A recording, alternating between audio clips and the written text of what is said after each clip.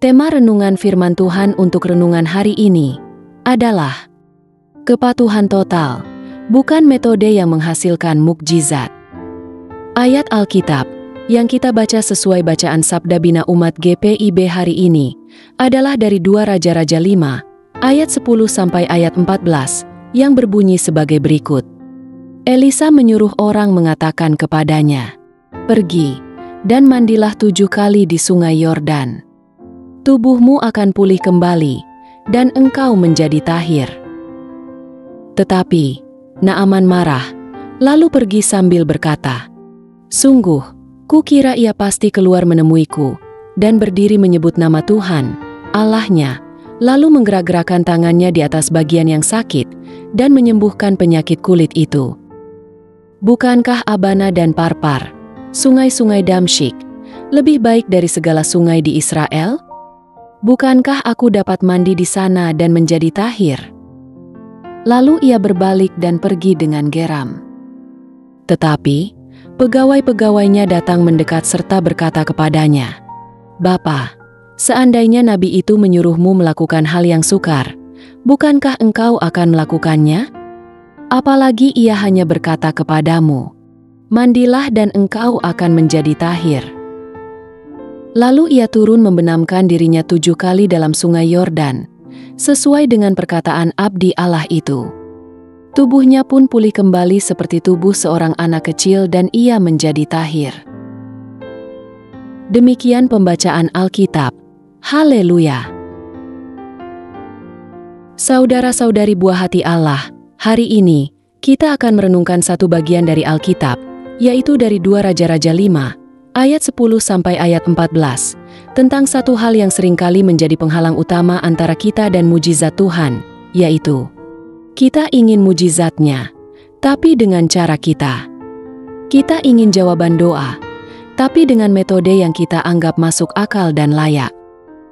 Padahal, seperti yang kita pelajari hari ini dari 2 Raja-Raja 5, ayat 10 sampai ayat 14, mujizat terjadi bukan karena caranya sesuai harapan kita, tapi karena ketaatan kita total kepada Tuhan. Naaman, seorang panglima besar dari Aram, menderita penyakit kusta. Dalam konteks zamannya, ini bukan hanya penyakit tubuh, tapi juga kehinaan secara sosial dan spiritual. Tapi Tuhan mengatur agar ia mendengar tentang Nabi Elisa lewat seorang pelayan kecil. Naaman datang membawa surat dari raja, kekayaan, dan ekspektasi akan penyembuhan yang spektakuler. Tapi apa yang terjadi? Elisa bahkan tidak keluar menemuinya. Ia hanya mengirim pesan, "Celupkan diri sebanyak 7 kali di sungai Yordan." Naaman marah. Ia merasa tersinggung. Mengapa tidak ada ritual penyambutan dan penyembuhan besar? Mengapa di sungai Yordan, yang tidak sebersih sungai-sungai di negaranya? Egonya merasa dihina dan direndahkan. Bukankah sungai di negerinya lebih baik? Tapi, disinilah letak pelajarannya. Mujizat bukan soal metode, tapi soal ketaatan. Pertanyaannya, berapa kali kita juga seperti Naaman? Kita ingin jawaban Tuhan, tapi ketika jawabannya tidak sesuai ekspektasi, kita pun menolak. Kita mungkin pernah berpikir, "Masa sih Tuhan menyembuhkan hanya dengan cara aku mengampuni? Atau hanya disuruh bersabar?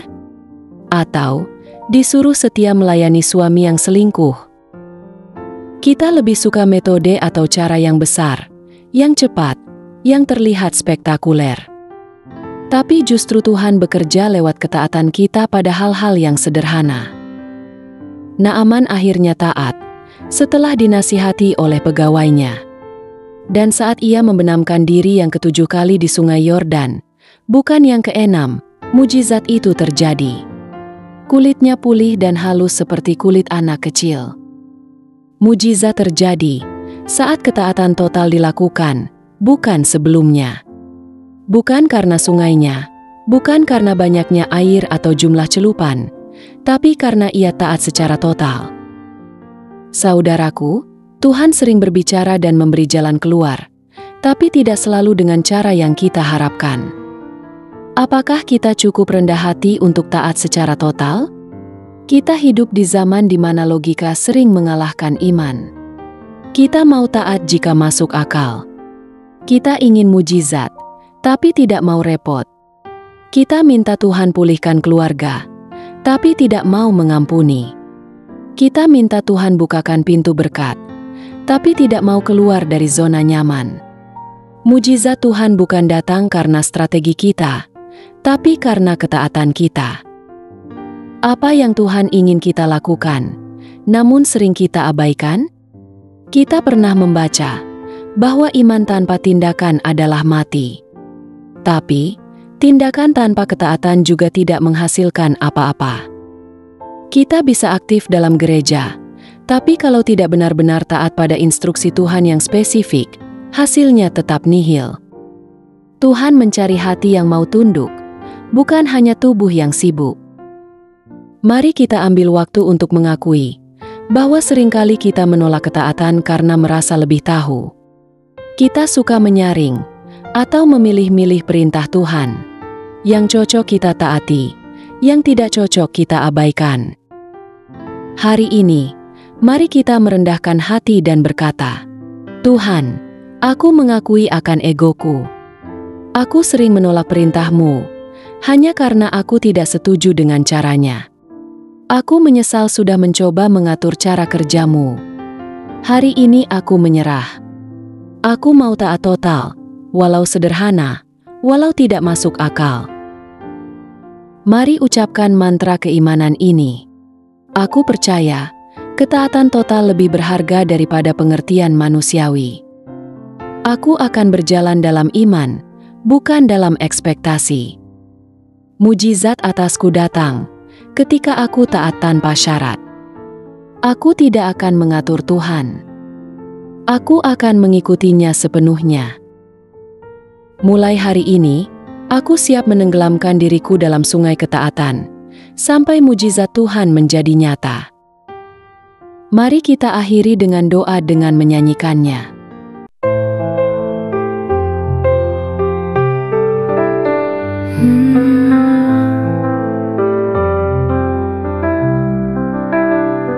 Tuhan, sering ku bertanya, mengapa jalanmu berbeda? Hatiku ingin jawaban segera, tapi kau ajariku percaya. Aku taat walau kau mengerti. Aku ikut walau tak melihat, sebab Engkau setia menuntunku. Mujizat-Mu nyata saat ku patuh. Bukan caraku tapi cara-Mu yang membawa hidup dan pemulihan. Tak ku andalkan kekuatanku, hanya berserah pada firman-Mu. Aku taat walau tak mengerti. Aku ikut walau tak melihat, sebab Engkau setia menuntunku. Mujizat-Mu nyata saat ku patuh. 7 kali aku selami iman sampai janji-Mu digenapi. Ketaatan jadi persembahanku untuk Tuhan yang setia. Aku taat walau tak mengerti. Aku ikut walau tak melihat, sebab Engkau setia menuntunku. Mujizat-Mu nyata saat ku patuh. Ya Tuhan, ajarku setia dan taat selamanya.